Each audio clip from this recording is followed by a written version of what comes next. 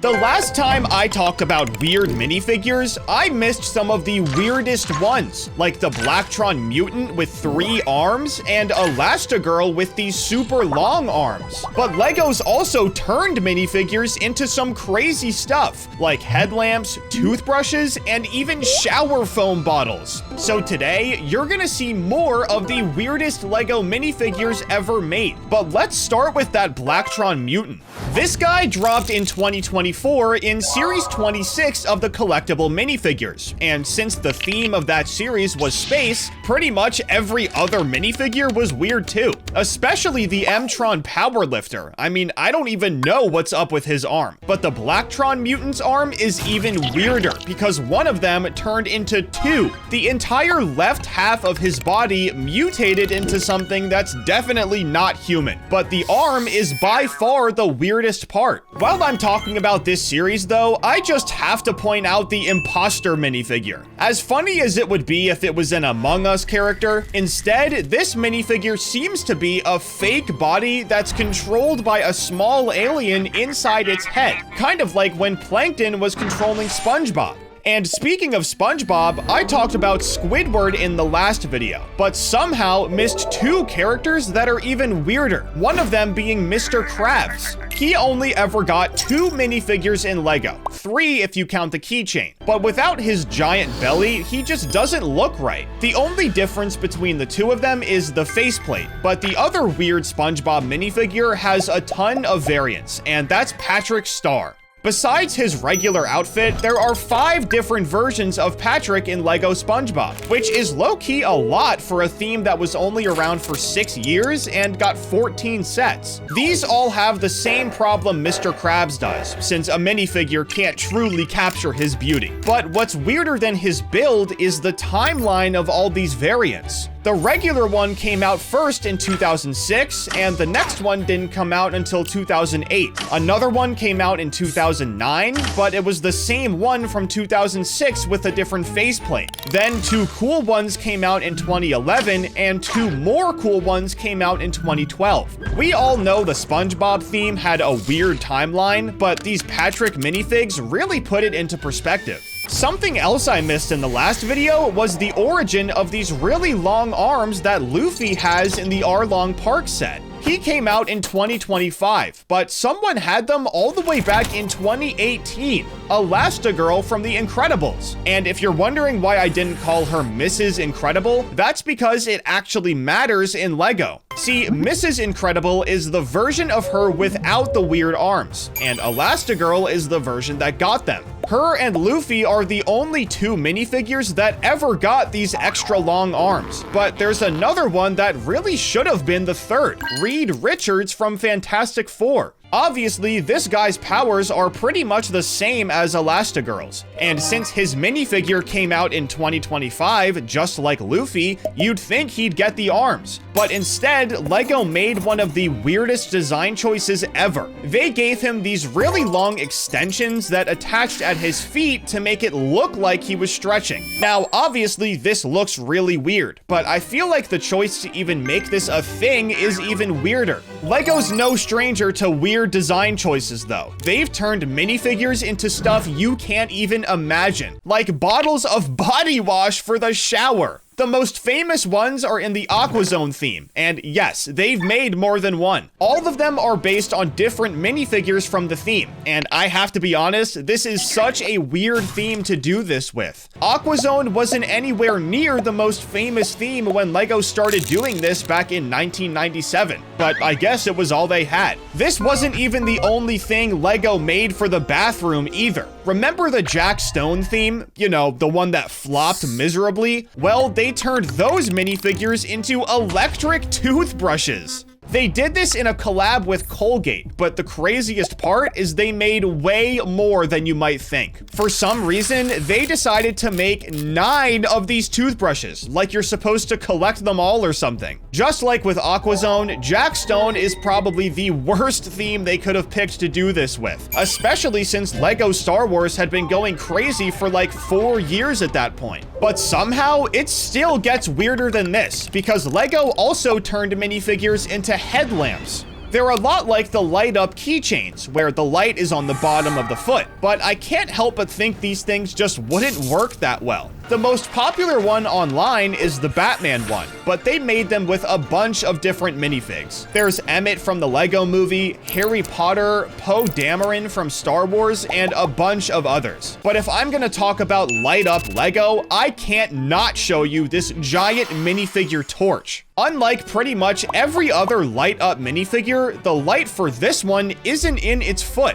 Instead, the entire torso lights up when you turn it on. Oh, and the way you do that, by the way, is by pressing the big red Lego logo on the front of it, which I think is hilarious. But before we get back to regular minifigures, there's one last weird item I want to show you, and it's called a pocket clip. I honestly have no idea if these things have an actual purpose, or if you're just supposed to use them so you have a minifigure on your body at all times. There's pretty much no information on them online, and from what I can find, they were only ever made for the M-Tron theme, which again is a really weird choice. But regardless, it's time to look at real minifigures again, and I actually want to talk about one that people don't even think about: the regular skeleton. This minifigure came out all the way back in 1995 and quickly became one of the most popular ones ever made. But because of how often we see it, we don't realize how weird it truly is. The reason it got so popular is because Lego made entirely new molds for every single piece. The arms, legs, torso, literally everything was different. The first original skeleton has actually been retired since 2013, but because of how many different skeletons there are now, you wouldn't even notice unless you really looked at it. That's not all that's weird about it though. The skeleton's origin story is one of the weirdest in all of Lego. Originally, they didn't even want to release it. They had the idea to make this guy years before he actually came out, but Lego was super worried about being family friendly and thought that making a minifigure of a dead person would be really bad for business. Obviously, nobody ever cared about that, and the skeleton ended up being super popular.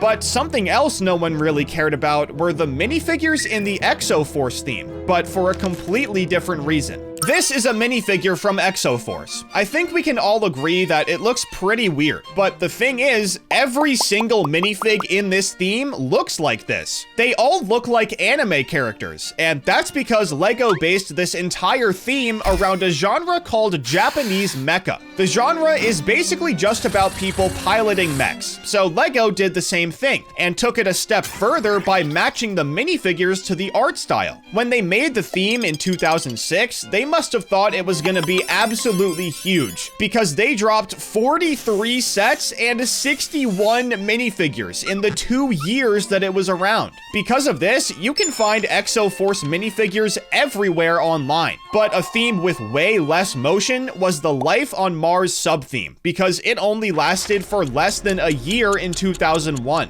The theme was about space explorers finding life on Mars, and boy did they, because these guys look nothing like regular minifigures at all. Obviously, they're not supposed to, since they're aliens, but they even look weird compared to other alien minifigs. But if you think these guys are unique, just wait until you see what's in the Hero Factory theme. Instead of regular minifigs, this theme uses these bionicle-looking ones, but that's not the weird part. Hero Factory has these things called jumpers, and yes, they do exactly what it sounds like. All you have to do is press down on the back, and they go absolutely flying. Lego only ever released 5, and they didn't even give them actual names, which is also really weird. But I can't talk about springy Lego without mentioning the NBA minifigs from the early 2000s. Ignoring their obviously weird faceplates, the weirder thing about these guys is that they all have springs in their legs, and it's actually for the main play feature of the entire theme. Lego wanted kids to actually play Lego basketball with this theme, so they designed the minifigures to be able to bend back and fling forward like a catapult. That way, the ball would actually get shot.